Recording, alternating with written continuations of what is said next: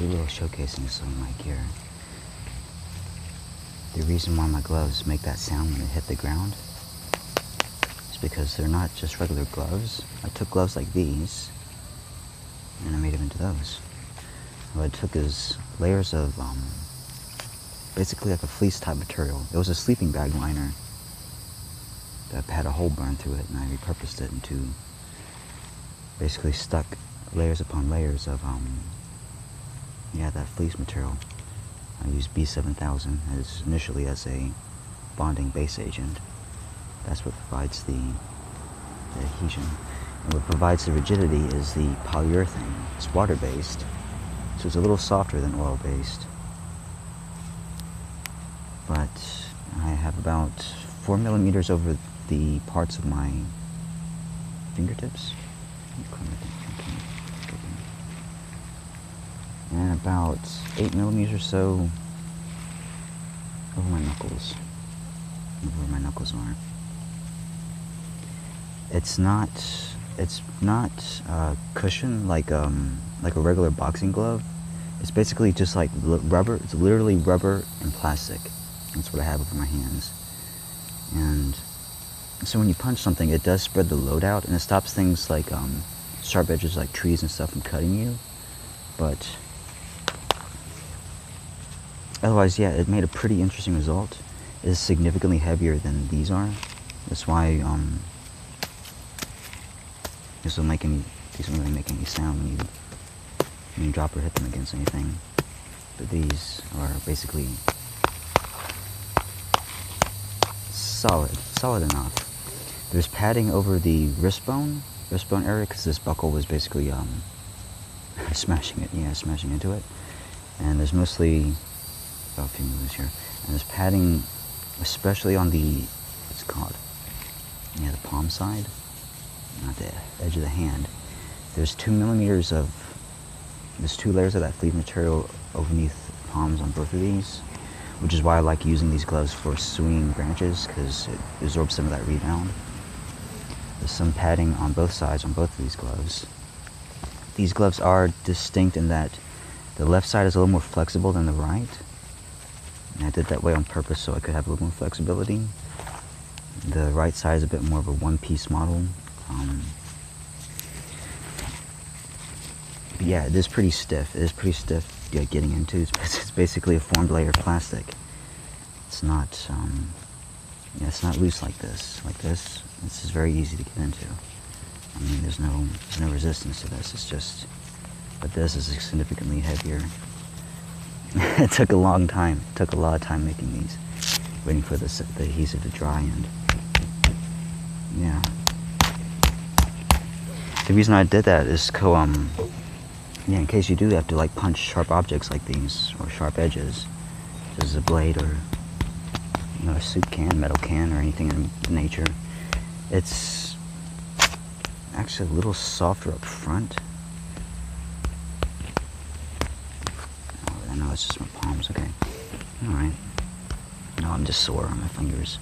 But yeah, mostly so I can punch that tree. But yeah, I wanted to also showcase my my machete. My sword, my knife. It's a Cold Stone machete. I believe it's a Kukri, a grand Kukri machete. Oof, that is a tight squeeze. There we go. And it did not look like this before, basically. I don't know how well that shows up on camera, but initially this was just basically, this was all black, including the handle.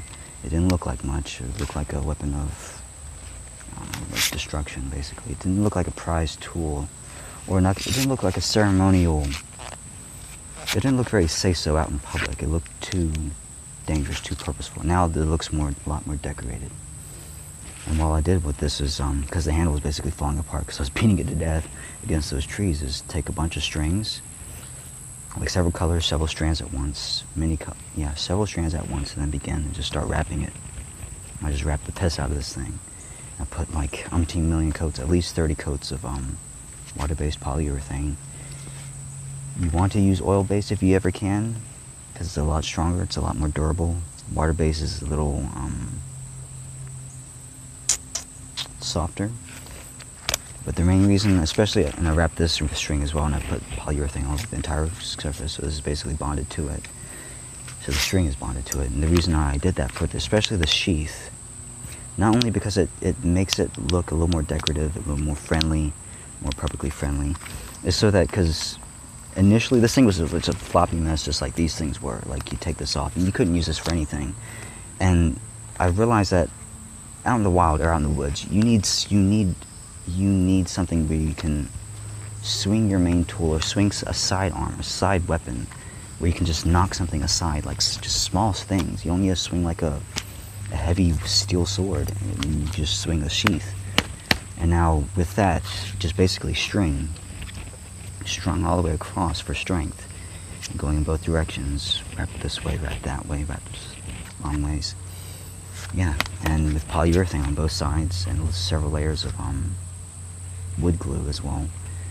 It's basically turned this thing into a solid piece of plastic instead of a floppy piece of. And now I can actually hit things with this and hold on to this part like a secondary machete, a secondary sword, a secondary weapon, a blunt object, blunt weapon. And with this on the handle, it adds some weight to it. It adds several grams.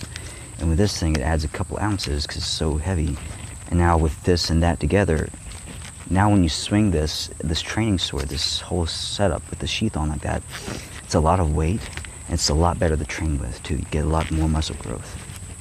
And I love doing this. And you can now hit things with that on the sheath and not worry about like cutting through your sheath or damaging what you're hitting, because there's so much cushion, there's so much strength here. It's incredibly rigid. Like, it's very, yeah, you're not going to beat this apart in the wild. Unless you have some super mammoth hands, but yeah, it does ring.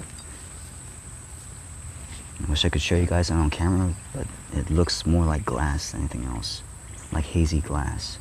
You can see how thick it is. There's layers upon layers. It's at least 2 or 3 millimeters thick in some places throughout the whole thing. I almost want to say it's like 3.5 or 4 on the handle, because there's so much. I just put tons of wrapping around both ends, just so when it does strike a tree or strike someone, it's just got a little bit more force spread out. And yeah, so basically it doesn't beat itself apart. String is incredibly strong. You can make an incredibly dense and like almost impossible to destroy object just by wrapping around, just by gluing it all together, just by bonding it all together like that. But yeah, I just want to show you guys this, my gloves.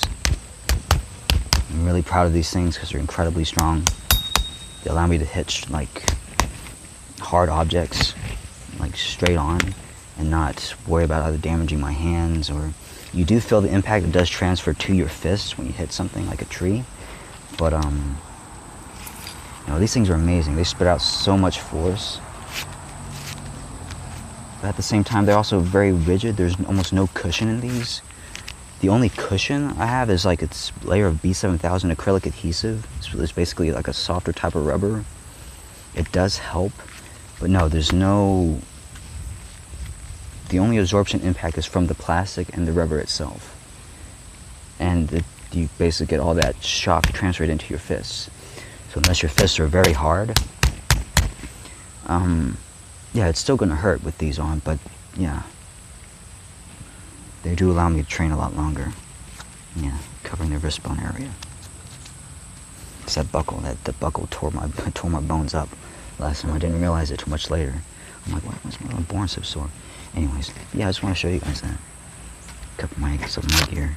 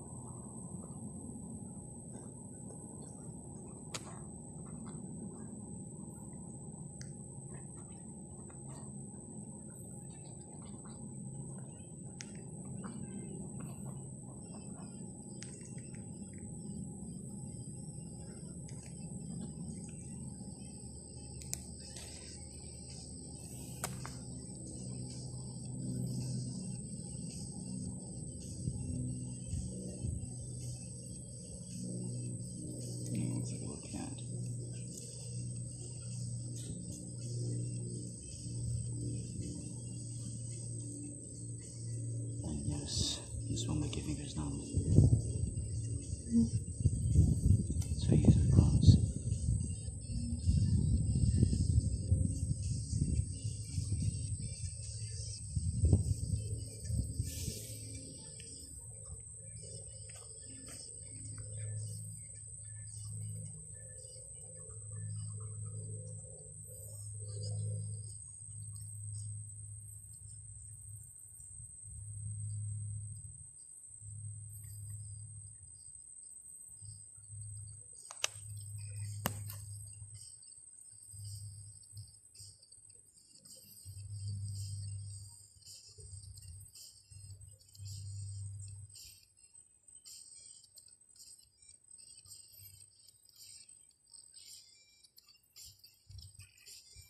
You can also use this like contact cement.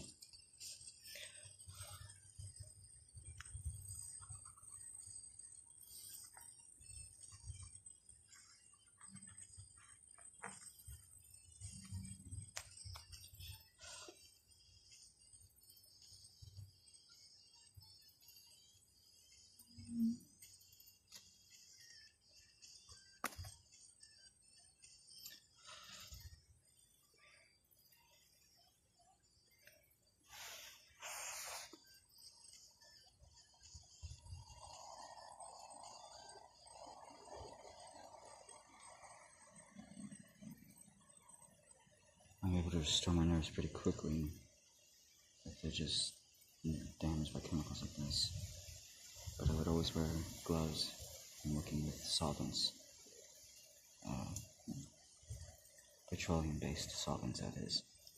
As well as things like acetone.